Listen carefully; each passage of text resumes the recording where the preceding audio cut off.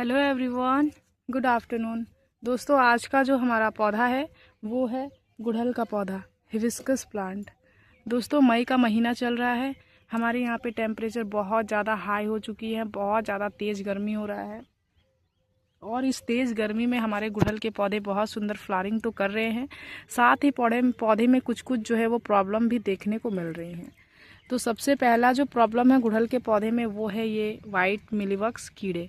जैसे जैसे धूप का समय जो होता है दोस्तों, ये इन कीड़ों के लिए एक जो है वो बढ़ावा का समय होता है। इस समय इस कीड़े में बहुत ज़्यादा पैदावार बढ़ती है, ये कीड़े बहुत ज़्यादा फैलते हैं और हमारे गुड़हल के पौधे को ख़राब भी करते हैं। तो आज की इस वीडियो में मैं आप सभी के साथ बहुत ही सिंपल से न्यूट्रिशन शेयर करने वाली हूँ, बेसिक से न्यूट्रिशन। और इस न्यूट्रिशन के साथ साथ हम लोग अपने पौधे का इलाज भी करने वाले हैं, इन कीड़ों से जो है वो पौधे को मुक्त करने वाले हैं। थोड़ा सा इंसेक्टिसाइड फंगिसाइड बना के अपने पौधे में स्प्रे भी करने वाले हैं।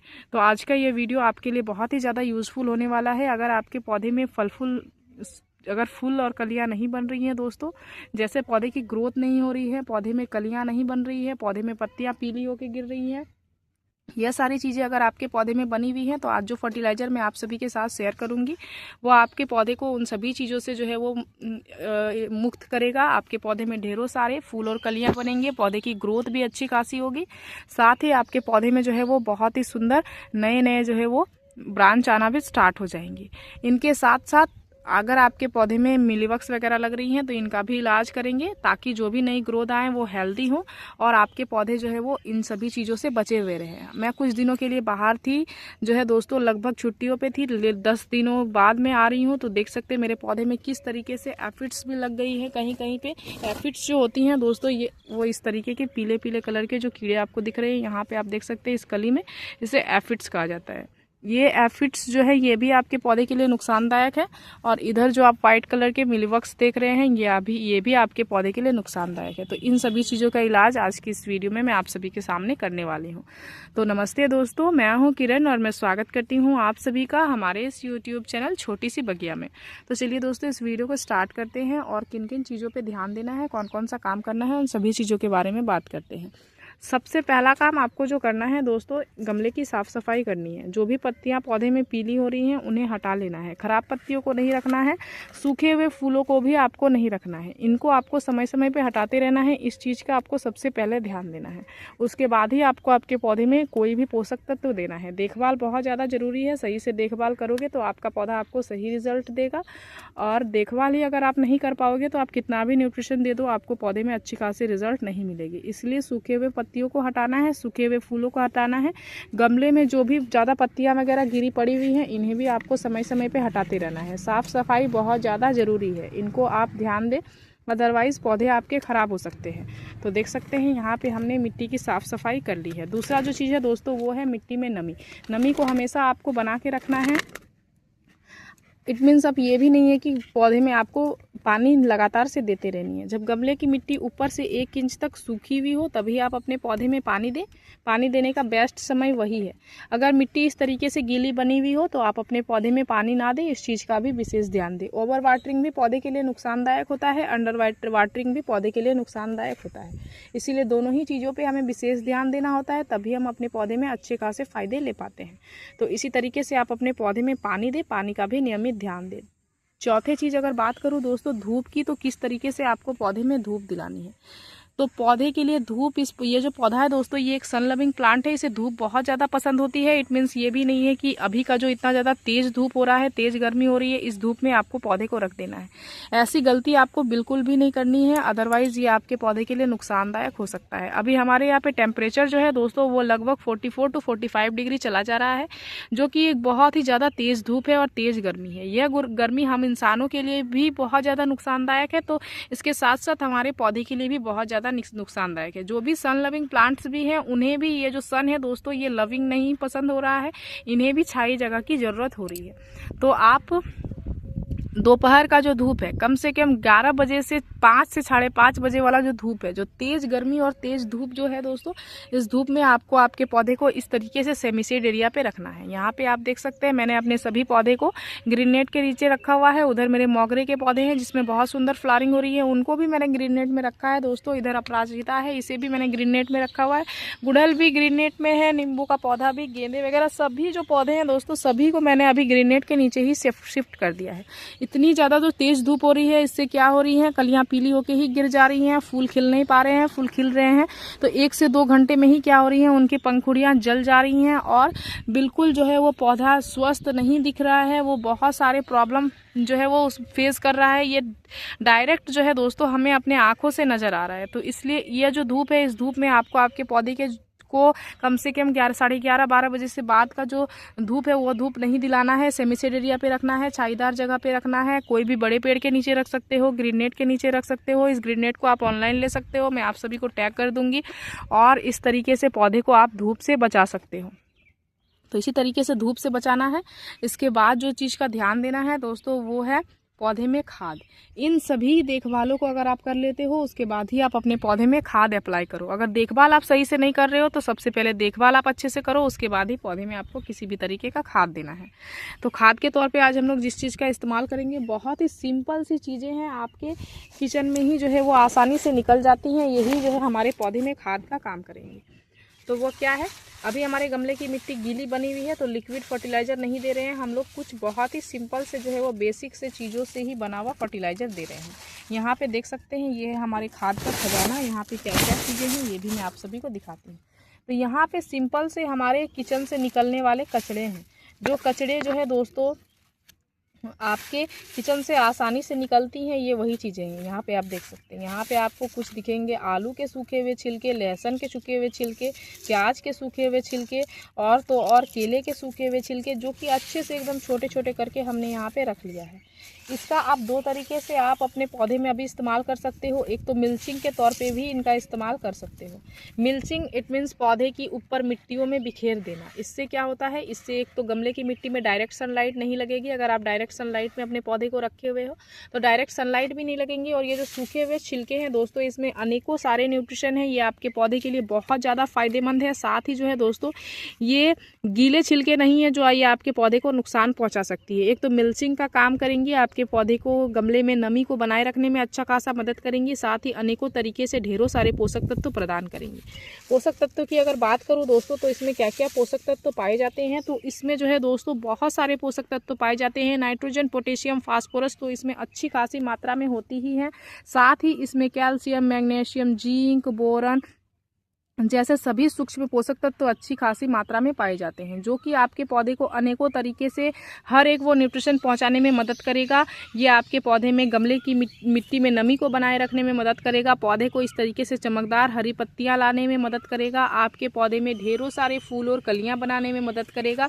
फूलों के कलर कुछ इस तरीके से चमकदार बनाए रखने में मदद करेगा और ढेरों सारे बड़े बड़े फूल खिलाने में मदद करेगा। अगर आपके पौधे में फूलों की कमी हो रही है तो उस चीज़ को दूर करेगा। कलियों की कमी हो रही है उस चीज़ को दूर करेगा।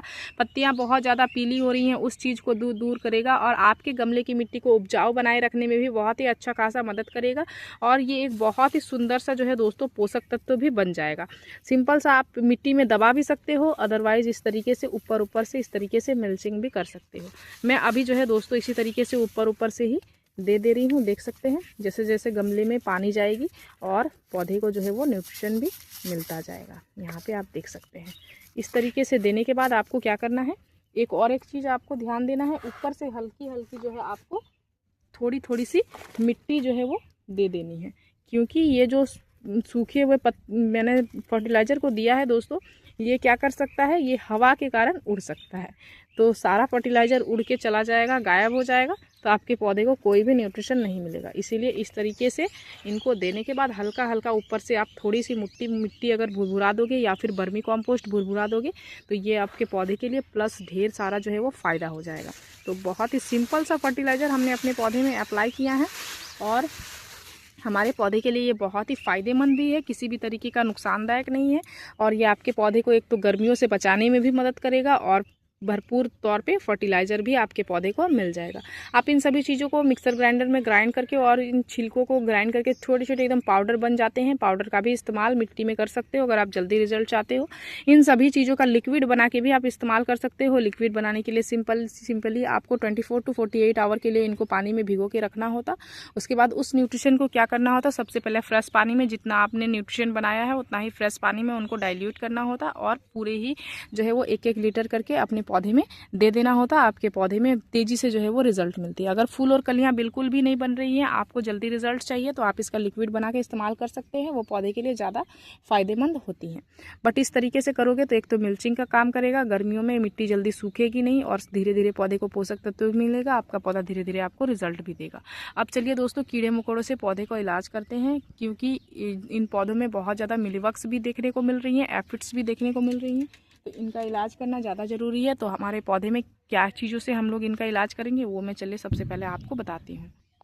तो देख सकते हैं यहाँ पे इंसेक्टिसाइड फंगिसाइड को बनाने के लिए सबसे पहले मैंने ले लिया है स्प्रे बोतल। ये हमारा 2 लीटर का स्प्रे बोतल है दोस्तों। यहाँ पे आप देख सकते हैं, इसको मैंने ऑनलाइन लिया हुआ है। अगर आप चाहो तो मैं इसको टैग भी कर दूंगी, आप वहाँ से आसानी से ले सकते हो। 2 लीटर पूरा ही हमने पानी लिया है। यहाँ पे आप देख सकते हैं, क्योंकि मैं अपने सभी पौधे में इसका स्प्रे करने वाली हूँ दोस्तों, ताकि कीड़े मकोड़े जो है वो दूसरे पौधे में भी ना लगे। जिसमें नहीं लगी हैं उनमें भी मैं इसका स्प्रे करने वाली हूँ। तो 2 लीटर यहाँ पे हमने फ्रेश पानी लिया हुआ है और इसमें सबसे पहला चीज़ जो हम इस्तेमाल करेंगे वो है ये नीम ऑयल। नीम ऑयल इसको भी आप ऑनलाइन ले सकते हो, ऑफलाइन ले सकते हो, कहीं से भी ले सकते हो। नीम ऑयल आप एक प्राकृतिक जो है वो इंसेक्टिसाइड फंगिसाइड का काम करती है दोस्तों, जो कि आपके पौधे को अनेकों तरीके से कीड़े मकोड़े से बचाने में मदद करती है, चींटियों से, मिलीबग से, इन सभी चीज़ों से बचाने में मदद करती है। और ये आपके पौधे को किसी भी तरीके के नुकसान नहीं पहुँचाती है दोस्तों, ये आपके पौधे के लिए फ़ायदेमंद ही होती है। 2 लीटर पानी में आपको इसका जो इस्तेमाल करना है दोस्तों, वो कम से कम आपको इस तरीके से 20 से 25 बूंद इतना दे देना है। थोड़ा सा ज़्यादा मात्रा में देना है, क्योंकि पौधे में थोड़े ज़्यादा अभी कीड़े और मिलीबग्स देखने को मिल रही हैं। और 2 लीटर पानी लिया हुआ है तो ज़्यादा ही देना है, तभी पौधे में ये चीज़ें जो है जाएंगी, क्योंकि ये एकदम चिपक के रह जाती हैं। अगर इसको आप सही से नहीं भगाते हो तो ये आपके पौधे में लगी ही रह जाएंगी, ये जो है जाने का नाम ही नहीं देती है। यहाँ पर और एक दूसरा चीज़ इस्तेमाल करने वाले हैं, जो कि हमारे किचन में मिलने वाला सिंपल सा चीज़ है दोस्तों। ये क्या है, वो है ये सफ़ेद कलर का चीज़ आप देख सकते हैं। यह क्या है, यह है बेकिंग सोडा।